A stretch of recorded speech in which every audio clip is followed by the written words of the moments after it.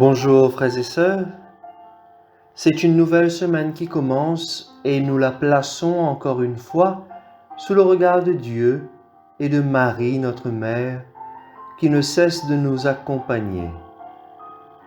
Dans ces moments difficiles que nous vivons, le Seigneur nous interpelle aujourd'hui sur la facilité que nous avons souvent à condamner nos semblables. Écoutons ce beau récit rempli de miséricorde de Saint Jean au chapitre 8, les versets 1 à 11. En ce temps-là, Jésus s'en alla au mont des Oliviers. Dès l'aurore, il retourna au temple. Comme tout le peuple venait à lui, il s'assit et se mit à enseigner. Les scribes et les pharisiens lui amènent une femme qu'on avait surprise en situation d'adultère. Ils la mettent au milieu et disent à Jésus, « Maître, cette femme a été surprise en flagrant délit d'adultère. Or, dans la loi, Moïse nous a ordonné de lapider ces femmes-là. Et toi, que dis-tu » Il parlait ainsi pour le mettre à l'épreuve, afin de pouvoir l'accuser. Mais Jésus s'était baissé, et du doigt, il écrivait sur la terre. Comme on persistait à l'interroger, il se redressa et leur dit, « Celui d'entre vous qui est sans péché, qu'il soit le premier à lui jeter une pierre. » Il se baissa de nouveau, et il écrivait sur la terre. Eux, après avoir entendu cela, s'en allaient un par un, en commençant par les plus âgés. Jésus resta seul avec la femme, toujours là au milieu. Il se redressa et lui demanda, « Femme, où sont-ils donc? Personne ne t'a condamné » Elle répondit, « Personne, Seigneur. » Et Jésus lui dit, « Moi non plus, je ne te condamne pas. Va, et désormais, ne pêche plus. » Acclamons la parole de Dieu.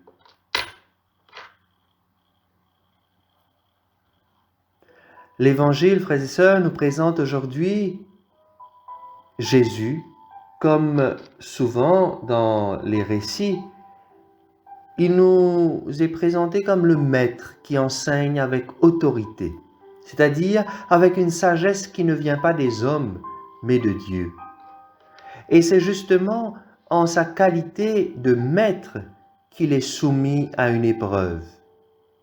Les scribes et les pharisiens commencent leur discours en précisant bien qu'ils connaissent la loi. Ils disent, « Dans la loi, Moïse nous a ordonné de lapider ces femmes-là. Et toi, qu'en dis-tu » Alors j'aimerais ce matin vous inviter à un peu d'histoire pour mieux saisir ce passage d'aujourd'hui. Replongeons-nous un instant dans l'Ancien Testament, notamment dans le livre du Lévitique, au chapitre 20, le verset 10. Nous pouvons lire « L'homme qui commet l'adultère avec la femme de son prochain devra mourir, lui et sa complice. » Et dans le livre du Deutéronome, nous lisons au chapitre 22, les versets 23 à 24, « Si une jeune fille vierge est fiancée à un homme, et qu'un autre homme la rencontre dans la ville et couche avec elle, vous les conduirez tous les deux à la porte de cette ville et vous les lapiderez jusqu'à ce que mort s'ensuive. La jeune fille, parce qu'elle n'a pas appelé au secours dans la ville, et l'homme, parce qu'il a abusé de la femme de son prochain. Tu feras disparaître le mal du milieu de toi. » Vous comprenez donc que dans le monde juif, la lapidation était le mode normal de mise à mort. Et en lisant ces lois dans l'Ancien Testament, on nous parle de l'homme complice également, alors que dans l'Évangile ce matin, seule la femme est considérée comme coupable. Première interpellation pour nous. Où se trouve l'homme complice? Ainsi donc, ces hommes voulaient piéger Jésus. Si Jésus condamne cette femme, cela signifie qu'il se contredit lui-même, particulièrement quand il parle d'un Dieu plein de miséricorde. Mais s'il refuse de condamner la femme, il s'oppose donc à Moïse. Moïse considéré comme l'autorité suprême pour les Juifs en termes de loi. Et comme nous l'avons entendu, la réponse de Jésus est une réponse vraiment habile, pleine de sagesse. Elle s'ouvre sur la vie et non sur la mort. À leur question, Jésus leur demande que celui qui n'a jamais péché jette la première pierre. Souvent, je dis que Jésus leur a simplement demandé que celui d'entre vous qui n'a jamais connu cette femme, que celui qui n'a jamais commis l'adultère avec elle, lui jette la première pierre. Car j'imagine sans doute le péché de cette femme est public, mais pour tous ces hommes qui l'ont amené à Jésus, leur péché était connu que de Dieu seul.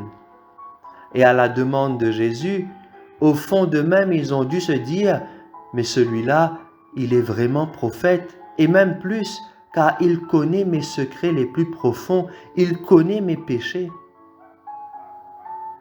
Et frères et sœurs, ils ont raison de croire cela.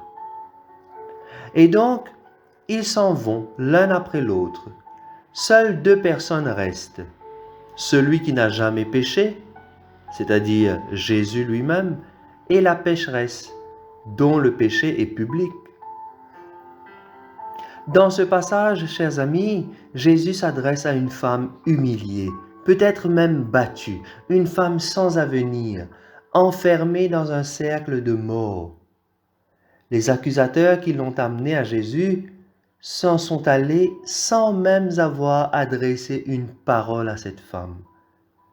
La femme elle-même reste au milieu, elle n'ose pas bouger. Elle reste enfermée dans son monde car pour elle, la vie est finie. Et pour que cela change, il faut que quelqu'un lui parle, que quelqu'un lui permette de sortir de l'enfermement de son péché.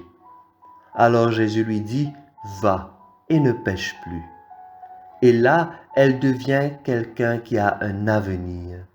Frères et sœurs, combien de fois ne condamnons-nous pas un peu trop facilement nos semblables, nos frères et sœurs, parfois même pour les erreurs que nous-mêmes nous commettons? Mais il est vrai que c'est bien plus simple de voir le tort chez l'autre que de le voir chez nous. Ce passage d'aujourd'hui nous invite à la miséricorde. Il ne s'agit pas seulement de ne pas condamner nos frères et sœurs, mais il s'agit surtout de ne pas les enfermer dans leurs péchés. Même si une personne a fauté, dites-vous bien qu'elle est toujours capable de changer et de devenir quelqu'un de meilleur, à condition qu'elle rencontre sur son chemin une personne qui lui dira « Moi non plus je ne te condamne pas, va et ne pêche plus. » Pourrons-nous être cette personne aujourd'hui?